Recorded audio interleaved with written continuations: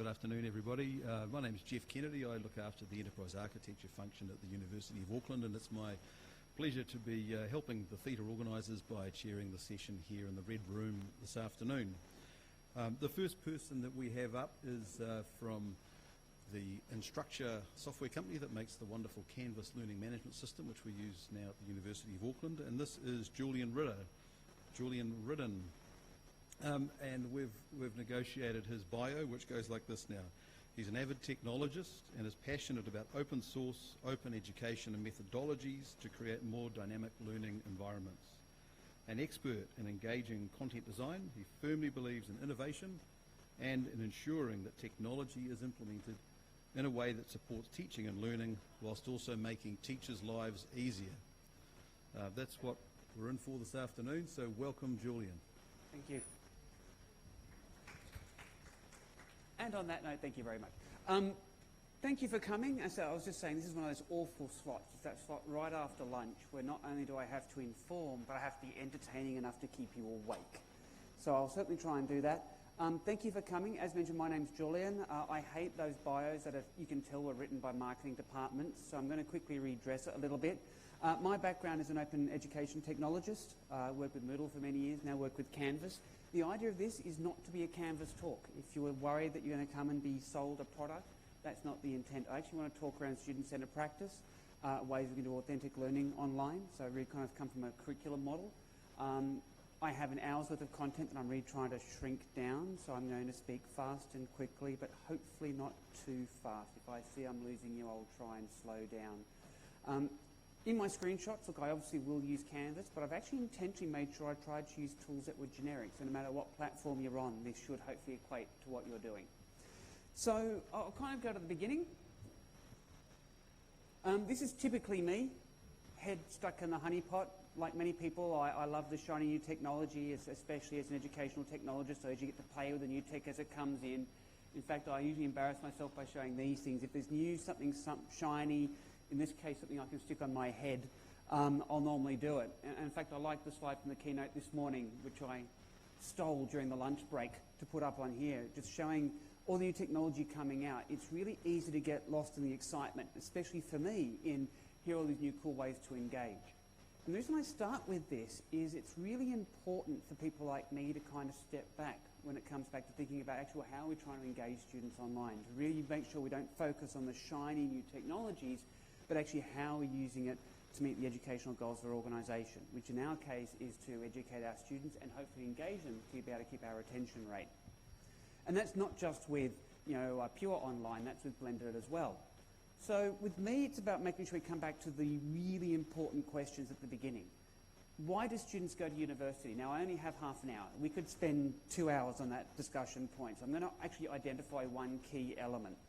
The key element that I want to focus on is making sure we're preparing students for moving onward into that workforce or into the world of lifelong learning. And what's interesting, we did some research beginning of last year looking at students and how they thought university prepared them with both experience and skills. And what's interesting, this was a global survey. If you're interested, we had about, actually I think I've written it on there, nearly 8,000 responses. What was interesting is we had a look at current students. 55, more than half of them said that yes, university is actually providing me with the skills that we need. In fact, if we combine those two numbers, you're getting close to 70%. And experience, again, we're coming up to 60%. So that's great. Students in university were believing it was preparing them for what they needed. What's scary is when we ask those students who are now in the workforce who had left university, and the numbers dropped considerably. Again, I apologise for the rush because we're going to run out of time. So we had a typical Likert scale. So the blue is strongly agree and the grey is agree. And so I've tried to combine those together so you get a good feel for it. So those, especially with experience, less than a third said that university adequately prepared them for the job that they were now in. Now, again, we could spend a lot of time diving into this, which we don't have. So what I want to do is actually talk about some interesting statistics that I'm sure many of you are already aware of. This one in particular, 29%, a third of them are actually working in not their chosen field for a variety of reasons. Sometimes a change of interest. Sometimes by the time they finish their degree, the career they were trying to get into is overpopulated. Teaching, for instance, is a good example of that in Australia. But so we're finding these students who went to university, did a master's, bachelor's, or even a doctorate, are going in and finding themselves working in different fields. And this is a challenge. That's a big impact on that statistic I brought up earlier. And so what we're finding is there's lots of uncertainty in our students. And again, this is research I hope that most of you are across, and I've got lots of references as we need to for those who want to dive into this later on. So why do I bring this up at the beginning of my talk around student-centred learning? The reason I bring this up is because what we're actually finding a need is that we need our students to be able to be more adaptable. And again, this is something that universities are seeing more and more now. We're not just teaching knowledge, not just teaching skills. We're actually also having to teach them not just what to learn, but how to learn. This has been a movement happening for a while. Again, the World Economic Forum did a report in 2017, so end of 2016, and the top 10 skills needed for 2020. And I'm just bringing that up so you can have a look. But what I find interesting is actually looking at those top 3. According to the WEF, what we're seeing here is complex problem solving, critical thinking, and creativity are seen as the most critical skills needed of users, of students, of employees in the future world. So how are we at universities preparing our students for that, providing them with that information? So it's very easy to say, oh, well, we can run a course on becoming creative. Well, that's not how it works, is it? It's actually, well, no, how are we teaching? And lastly, we also did a whole bunch of research with employers. Now, again, this is from the Association of American Colleges. I apologise, I actually don't have local data on this, but we're kind of seeing the same trend moving worldwide. And in this particular survey, the employers are saying what skills were they looking for. Now, 83% we need students to be able to work in teams. 80% need them to be able to apply to real-world practices. We want them to be able to solve complex problems. It's interesting seeing these are matching very much to the World Economic Forum requirements as well. What's interesting, though, is the satisfaction levels. Employees, again, weren't satisfied that the students coming out of university were actually able to meet these things. They had wonderful practical knowledge, but no way to actually be able to creatively apply. So how can we go through and fix this challenge? Well, first of all, again, I want to make this more about the pedagogy for a second. I'm sorry, I'm very guilty of dropping that buzzword a lot. But we have a look at these key areas. Really what we're talking about here is 3 different types of practice: cooperative learning practices, authentic activities, and problem-based learning, which is great. So as we're doing our own courseware, what if we actually start trying to apply these styles of methodology to, while we're teaching them the skills that, or the information, the knowledge that they came to my course for, we're also preparing them for a world of lifelong learning to deal with some of that uncertainty. And that's what this talk is about.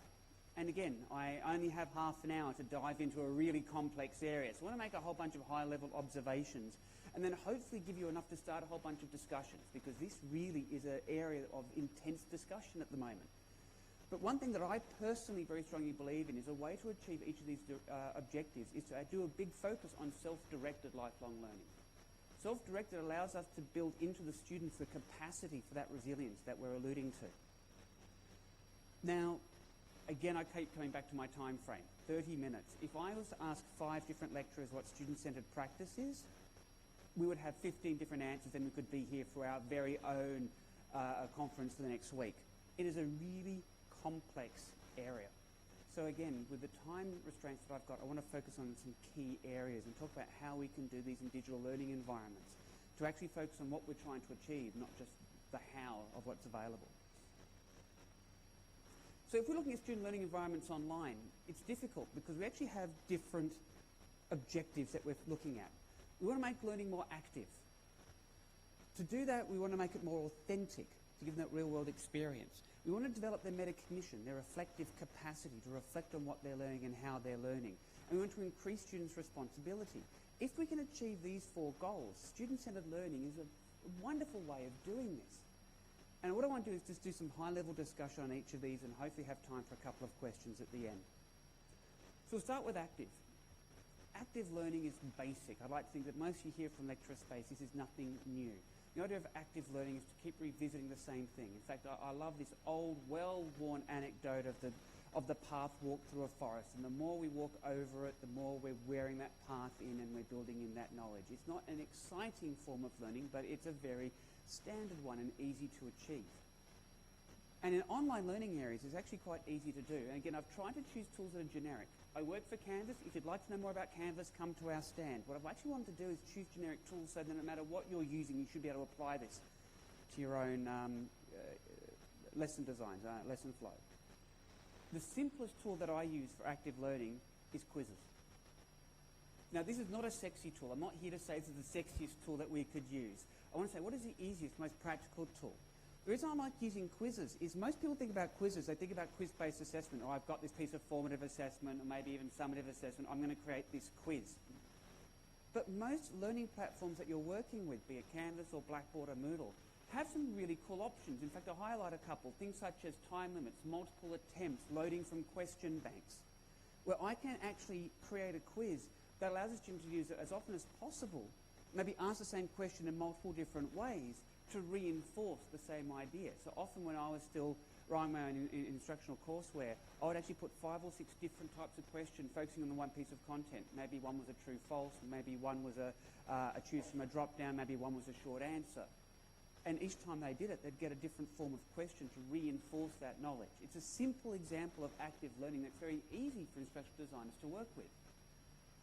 The intent of my talk, which I kind of skipped over at the beginning, is I want to kind of show how this is easier than most people think. There are lots of really cool, advanced things we can do with gamification and custom platforms. That's not what I want to talk about today. I want to talk about what are the easy tools that we can use to start doing some of these basic methodologies. So yeah, quiz. It's not sexy, but it's a simple form of active learning. And the great thing I mentioned just before, often what I'll do inside my own courseware is I'll reinforce it by creating multiple quizzes.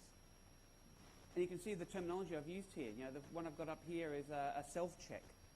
I don't use the word quiz in it at all. I don't want people to think of this as an assessment. This is actually more about quiz-based learning, QBL, rather than quiz-based assessment. So I use things like self-check. Okay, great, I want to check my own things. And this is going to lead further down the track as I start talking about the metacognitive process of them being aware of their learning and of their knowledge. And then further down the page, I'll then actually have the quiz itself, that more formative style of assessment. So, well, it's easy to talk about that. Whoops, I knew I was going to do that.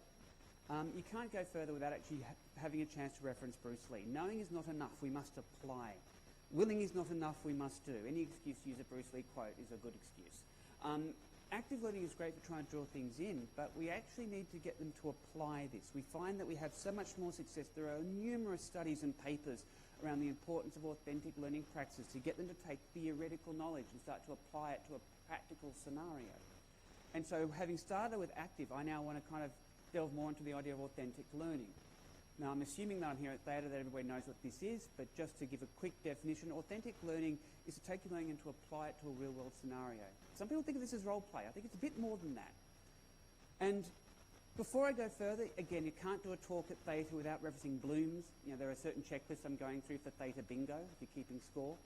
When I talk about relevance and context, for me, that's a really important line between connecting and remembering. It's very easy with active learning to get people to remember things, but they lose the context to get to those higher orders of thinking, right? It's just that kind of rote. So what authentic allows us to do is actually bring in another layer between remembering to understanding, to give actually another contextual layer and hopefully get them moving to the higher orders of thinking.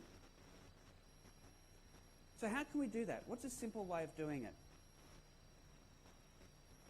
Well, one of the things I used to do, my background, I worked with multiple different areas, and I actually started off as a teacher in schools up in Sydney. I apologise, my accent may have given that away. Anybody here from Australia? Oh boy, I'm on my own. No, we've got two. Thank you, because you know, I usually ask that line, then someone in the room goes, "Oh, underarm bowling," and it's all downhill. So when I talk about kids, there's something a task I want to share. Now, again, the great thing about this is all of this should be contextual into the higher education space as well. This is something I actually did with my kids back when I was teaching. I used a wonderful program that still exists today called the Wikimedia Education Program. If you haven't heard of it, this is a fantastic site. As a lecturer or as an instructional designer, you can go here, and it's actually a site run by Wikipedia. Well, they'll actually go through and list pages that need work. Maybe they need an area they need new content on. Maybe it's a page that needs additional information or clarification or cross-checking. We all know Wikipedia's evolved over the years, trying to be a bit more of a, what's the word I'm after, a corrected form. So I'm starting to struggle. So the great thing about this project is that when I was teaching a subject, my background was history, so I was teaching modern and ancient history with my kids in this case. I went there and I'd find pages on instructional figures that needed work. So what I'm doing now is I'm taking the kids out of the theoretical realm of I want you to write a paper on Winston Churchill to we're going to be editing the live Wikipedia site where I'm going to teach you important skills that every historian has of how to reference, cross-check, validate and quantify data. And then we're going to publish this and be accepted. So all of a sudden I'm actually putting them into an authentic practice. And the great thing about it is from the e-learning side of things, many of your LMSs now, and this is again a screenshot from Canvas, but this could be any system, allow the students not just to submit a file. People think, oh, we're doing digital learning. Okay, great, my student will submit a file on X. No. We can often use the best tool for the job. And in this case, the student submits a URL. When you edit Wikipedia, for those of you who don't know, it actually goes through and has a page where it tracks the changes. You can even go as far as to track changes by author. So the students were actually submitting the URL where it showed the changes that they had made to the Wikipedia page, and if they've been accepted or not. So you see how this is becoming authentic practice? So they're now having to go and use all these skills that I'm trying to teach them, but they're actually using it in a practical sense. And the great thing about it in this case is that inside Canvas it just stores that. So when I go to my marking screen, it's going to load up that page. I can see exactly what they did and perform assessment. Because again, this also has to scale, right? I don't have time as a marker.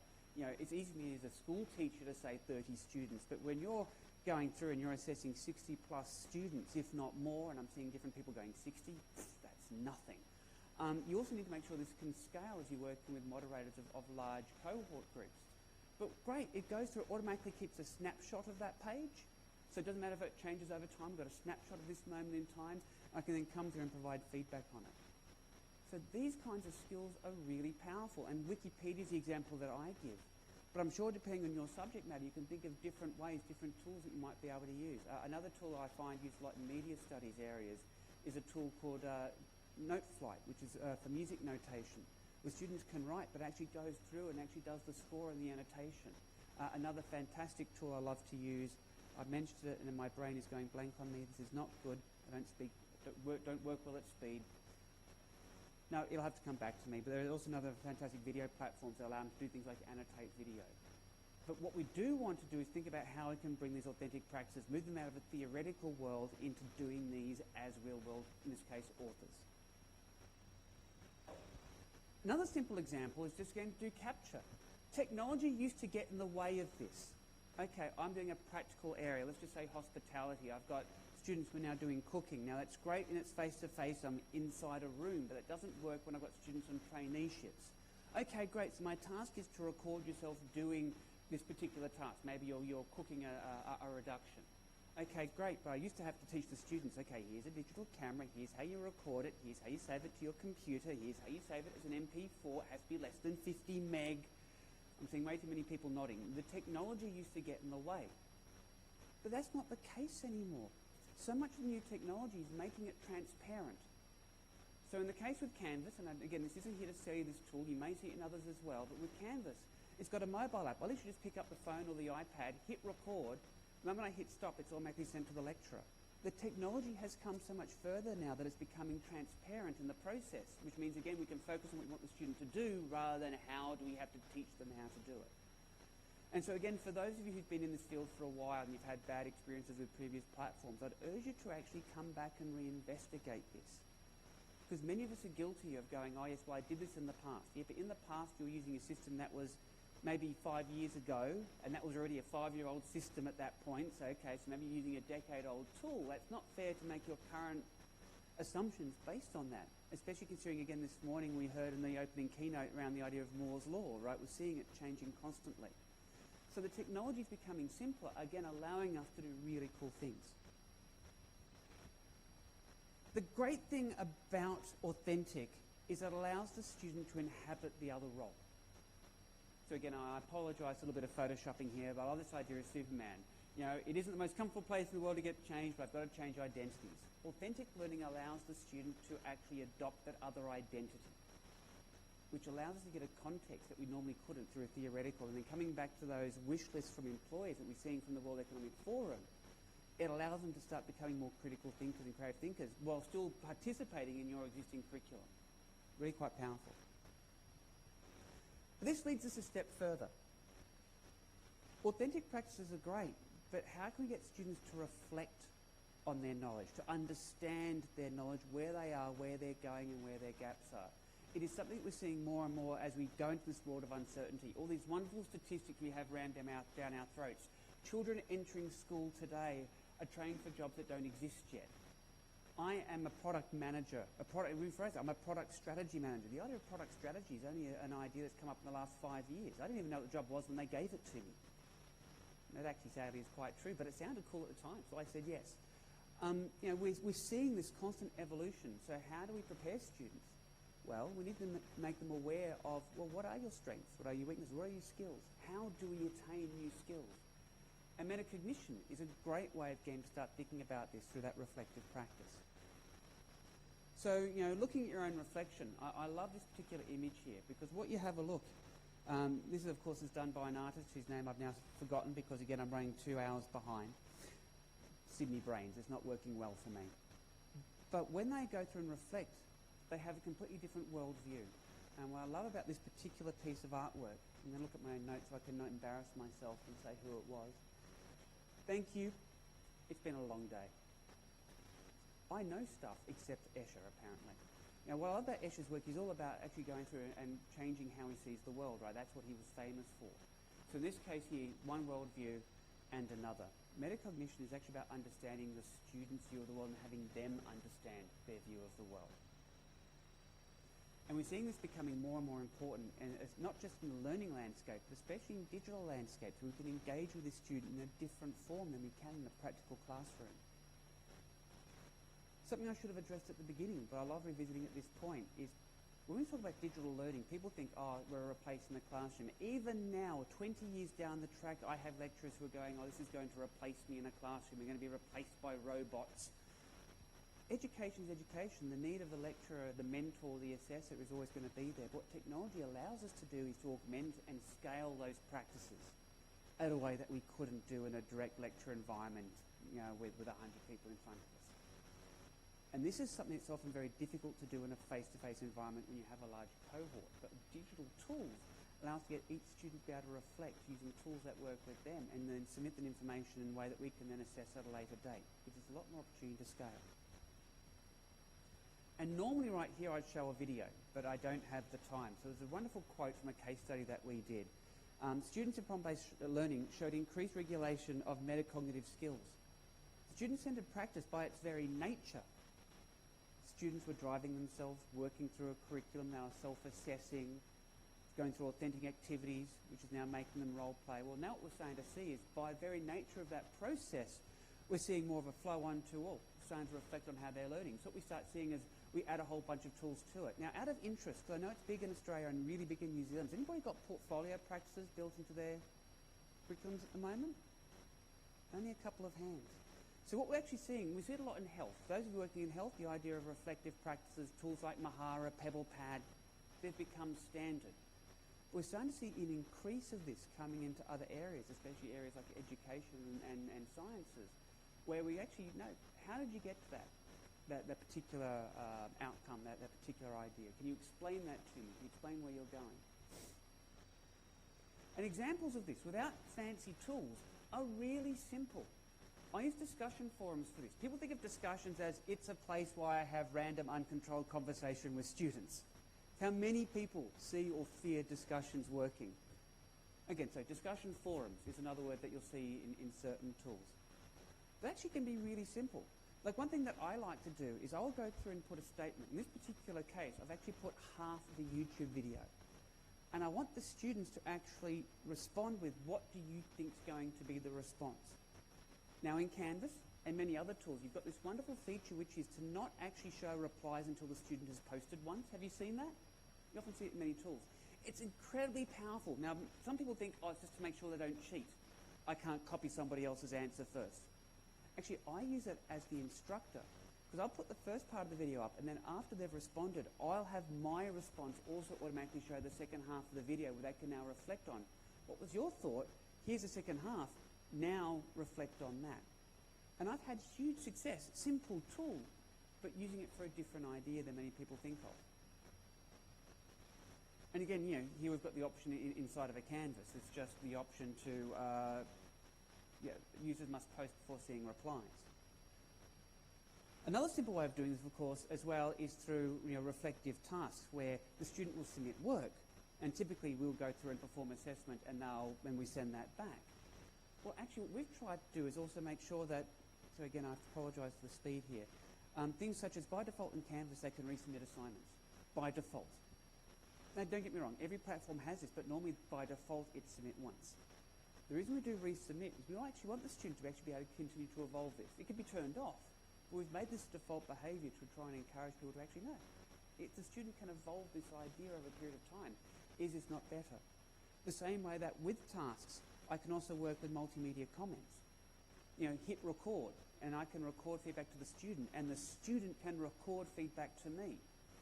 So again, not just in formal assessment, I want to critique my mark, I had issues with this grade, but actually, can you explain more about this? This is one way of doing it, and they respond, and all of this is logged. Not necessarily part of a formative assessment mode, maybe it's purely summative, but the idea around this is to allow simple, easy tools to allow for that ongoing reflection on an idea and a piece of work.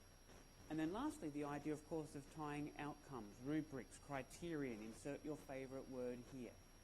People think about these and they think about formal assessment criterion, and that's one very fair use of these kinds of tools.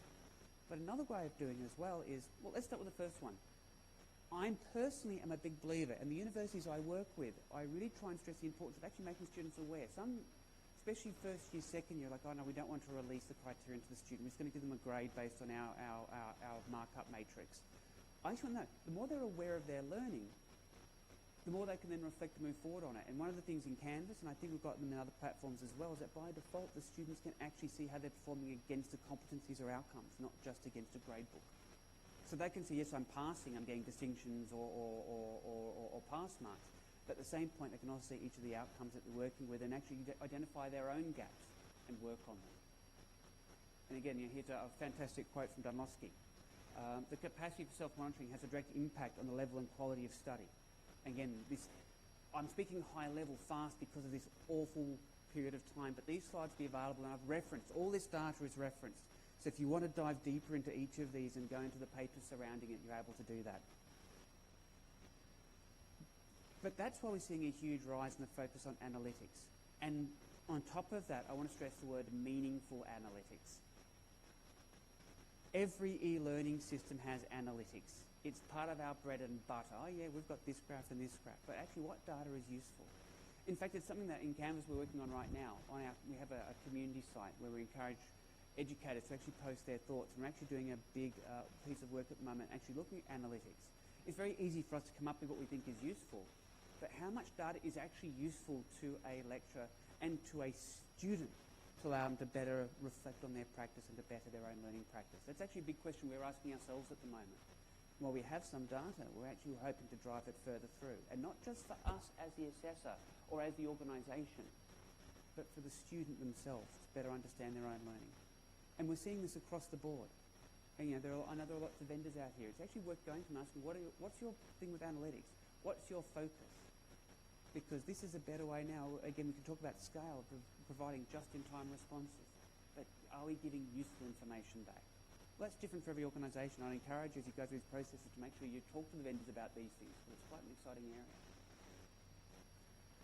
And knowing that I literally have about a minute left, if we do each of these things correctly, by their very nature we start seeing students increase responsibility. I'm better understanding, I've got more context, I'm able to reflect on it, I'm able to better myself. Well, actually this, just by its very nature, increases responsibility in the student. If we do it well, this often, just by its very nature, starts to reflect in higher attention, be it in augmented or pure online courseware. And again, I wish I had time to go into this data, and I don't. So again, what I've done here, I've got these slides, and I've actually down the bottom put a reference to where it's come from. Look, this 1 minute thing. Oh, I've got 4 more slides yet. Now, I will be very quick here. We talk about, again, these different teaching methodologies. And you look at your reciprocal, which is where the student takes on the role of the teacher, your peer tutoring, the idea of mentorship roles, right, and collaborative learning. We're actually seeing a lot of research coming out showing students' performance and connectedness bettering when there's that social connection. Now, that's not rocket science for those who teach face-to-face, who lecture face-to-face. But digitally, it's been forgotten. I hate the fact that it's been 10 years I've been making the same joke. How many of you have walked into an online course where it's PDF, PDF, PDF, quiz, PDF, quiz? I've been making that joke for a decade and it hasn't actually changed much. But the tools have evolved so much further that we can actually start going, oh, now how can we connect these students? So let me just skip through. Student-centered learning, again, the great thing about being an organisation like Canvas is we can do analytics on our own users. What we actually started doing is one of the things that we have in Canvas is the idea of students participating in forums set up by, I've got the stop sign, I'm going to finish on this slide. And I think there's a cane over here if you need it. That we see discussion forum, set up by a lecturer, discuss X. Students respond. And we had a look, and we're seeing, you can see the data up on the screen there. Discussions, we saw about a 45% interaction from the student base. Now, what's different is in our thing we have called groups, students can create their own discussions. I mean, their own topics, driven by themselves. Same tool, same cohorts. But yet, look at the uptake rate. It's more than double. They want this. We just need to provide them the mechanisms. So thank you so much for listening to a long-winded ramble. I would love to say I had more time. These slides will be up online on the site, and again, it is all reference to data, so it's really great when I make these big, high-level statements. If you want to dive into the research and the data behind it, this will be on the THETA site. My closing point is, it is easier than you think. Lots of cool tools, it's more about how you apply it. So guys, thank you very much for your time.